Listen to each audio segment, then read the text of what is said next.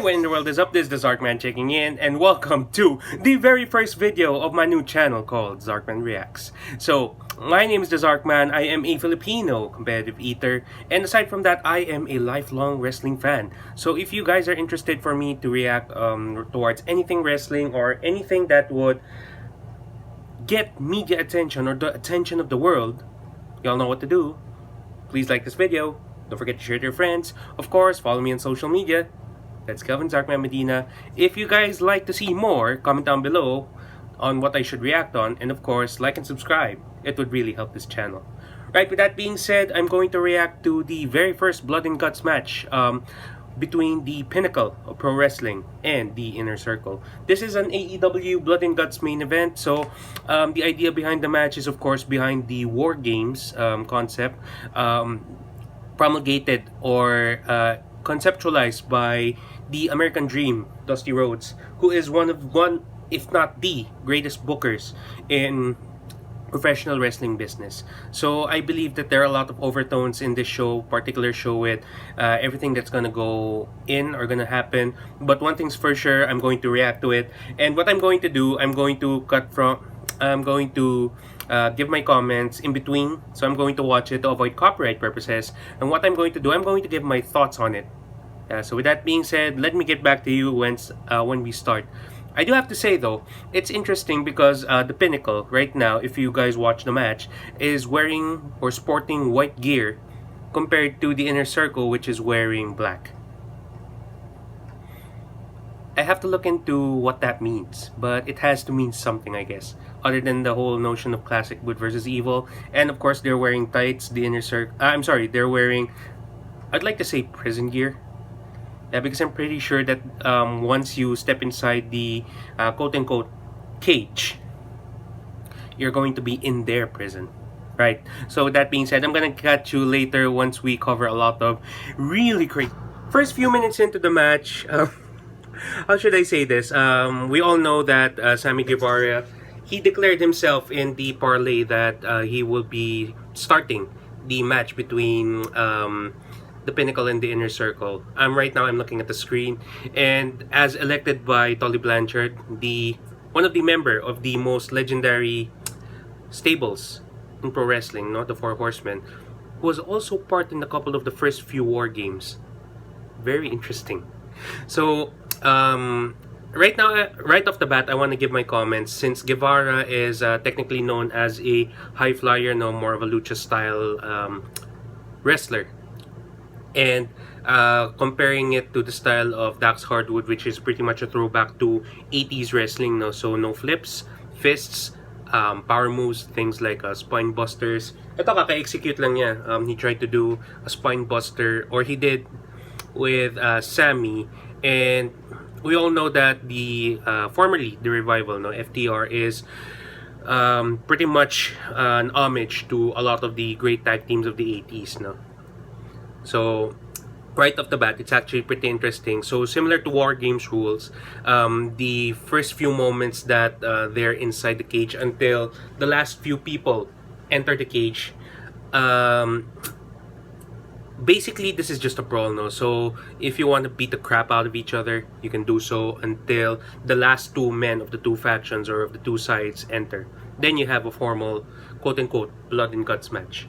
Alright, so I'm gonna catch you later. Siguro ganito lang gawin natin. What I'm going to do, I'm going to react, if not to the spots, per spot, I'm going to react to every entrant that would come in, because it would be interesting to tell these stories. It would be really, really good, man. Right, BRB. Okay, so ngayon naman, lumabas na Sean Spears entered the cage, and I think this is Ortiz or Santana. Yeah, so it's actually interesting that they're the first two who brought out the chairs. So it's a combination of a street style match, and I think it was leaning into Sean Spears' character as the quote-unquote chairman of AEW. So it's interesting because from what I know kasi, si Santana and si Ortiz, if you guys watched yung tag team street fight na between the best friends, it's pretty cool.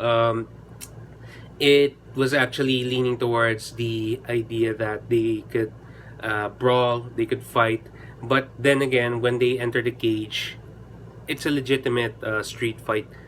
Again, leaning towards the mechanics that until all members are inside of the cage, it won't really be a quote unquote match. Yes, it's going to be a legit street fight. Yeah, I keep emphasizing those things because, again, it's an interesting clash of styles. Yeah, so in the future, this is going to be one for the history books. As early as now, I'm gonna say it. Okay. I just had to stop right here and right now. What happened is the next group of people, or the next pair who went in, are Cash Wheeler. Yeah, Cash Wheeler. And I think it was Santana. Yeah. So Ortiz was the first one who got in. Pardon me if I interchanged them. I'm so sorry. I'm so sorry for the fans of the formerly proud and powerful. Yes. I'm not really sure if this is a botch, pero that moment wherein Santana was thrown off the side of the ring, no, after delivering a gory special. So he actually fell in between the cage and the apron of the ring. So I think it was out of safety, kaya ata nila ginawa yun. But I'm not sure if this would be a botch. They're actually making it to look like it's not pero yun. And also pala, before I pause the video to give my reaction right now, so Y2J, no, Chris Jericho, or Le Champion, was looking after, I think Ortiz naman yung nahulog dun sa side. So I'm pretty sure na even though they were checking out the whole sequence of the match, Jericho was also looking out for the people. Yeah, as for his people. And I believe right after this, for the inner circle, it's going to be Jake Hager who's going to go in. And then after that, it's going to be War Dog. So it's going to be the battle of the muscle, so to speak, of the faction. This is going to be really, really fun. Wow. I'm actually impressed dun sa this following sequence. So, it's the entry of the meat, yeah, or insert That's what she said. yeah. So, it's the entrance of Wardlow and Jake Hager. No, so their sequence is interesting. So for the side of Wardlow, so all three members of the inner circle went to his side of the ring and just got decimated, and then vice versa for Hager and the side of the Pinnacle, or the Pinnacle members were at the other side. So now, before I paused, or before MGF enters to complete the side of the Pinnacle, they're going at it right now, and I think among all of them, it's going to be hard to determine who will be a clear winner if like these two monsters are placed inside like a cage or inside wrestling ring. Like I say, it could either go both ways. Like I say, Hager is an accomplished striker. He competes at Bellator MMA, so he's obviously a former world champion, no, at the previous company, and right now he's considered to be the muscle of the group. So definitely looking forward to that. With that being said, it's time for the last entrance. Yeah. I'm just gonna say this. This particular moment right here, or this particular match, it's actually, the way I see it, it's make or break for MJF, para sa akin.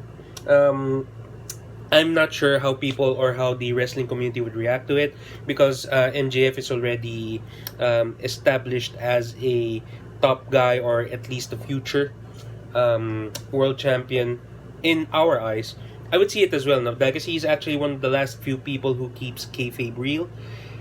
But definitely, this match is make or break for him. This performance or this match should make him a star. He needs to. Oh, holy crap. I just had to pause it dahil kasi kakatapos lang nung standoff right now, I guess. The standoff between the Pinnacle and the Inner Circle.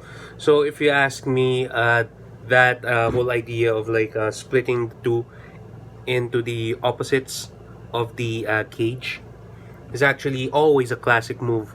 It's always a move that, or it's always a sequence that would rise up, or it would build up the hype for what's coming up next. And I was actually scared then dahil kasi the spot for Sean Spears na he was dangling from the side of the cage. Because what happened kasi, if this is the cage and his tricep is actually hanging right here, right? So, if you're somebody who had issues with triceps or shoulders before, you could actually get hurt. It's either you could get injured or you could dislocate or separate the shoulder, or you could dislocate your triceps. So, I really hope these guys are doing it safe kahit papano. I mean, pro wrestling is fun, but pro wrestling has real legitimate concerns, no? Possible injury threats. And we do not want people to get injured, especially in this stage of their careers. Di pwede yan. I'm loving this. So, eto pala, comment ko lang.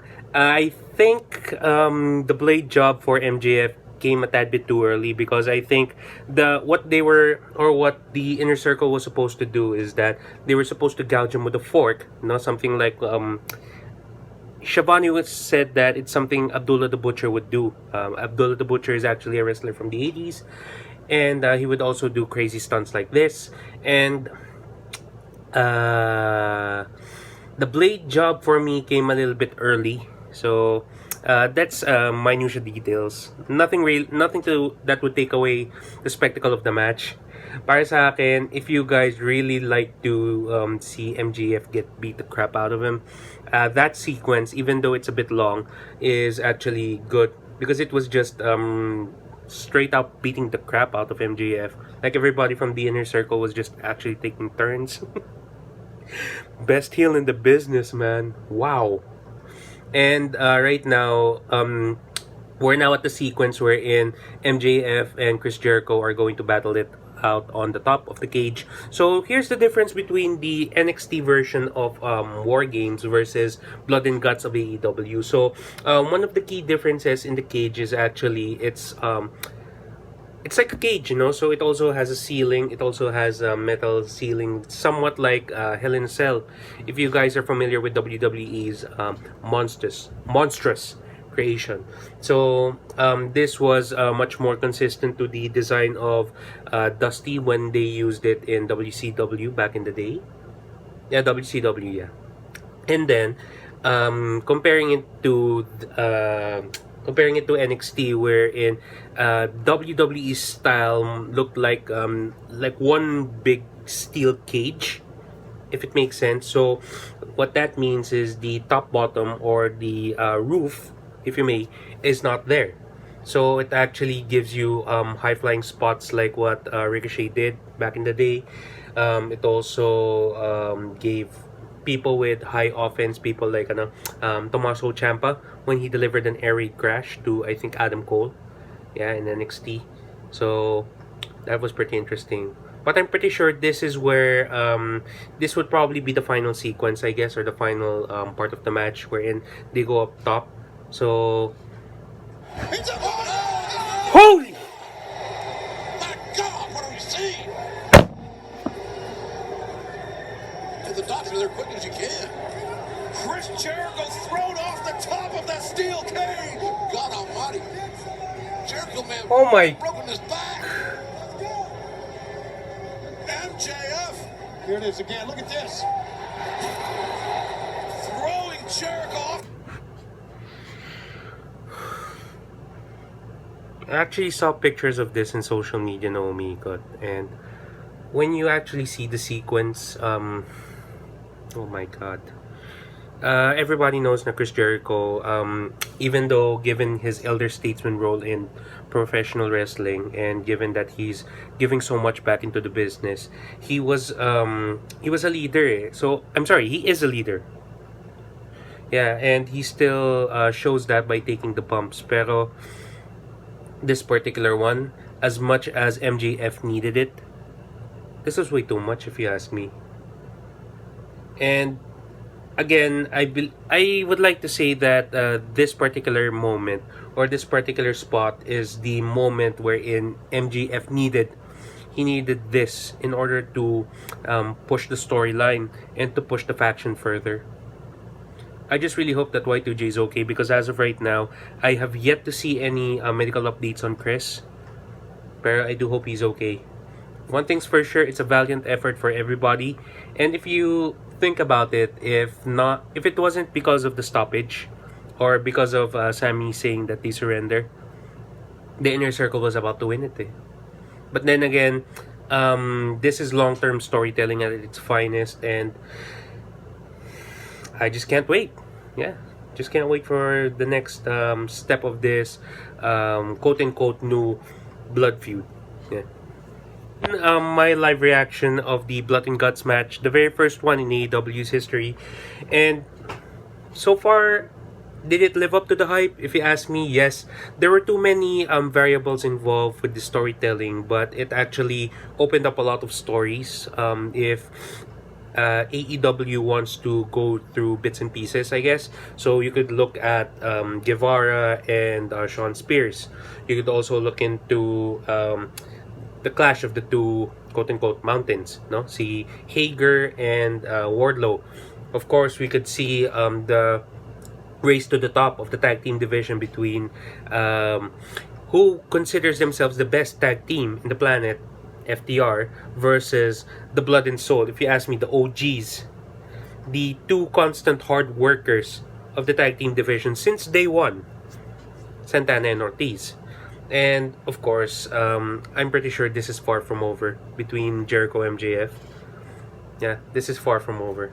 And again, moving the variables aside, so since Sammy was the one who told MJF that they surrender, so I'm pretty sure that if Jericho is going to be written off to sell the injury or to sell the spot, what will happen is it could traject Sammy into main event status, which is something we've been actually looking forward to happening for a while now.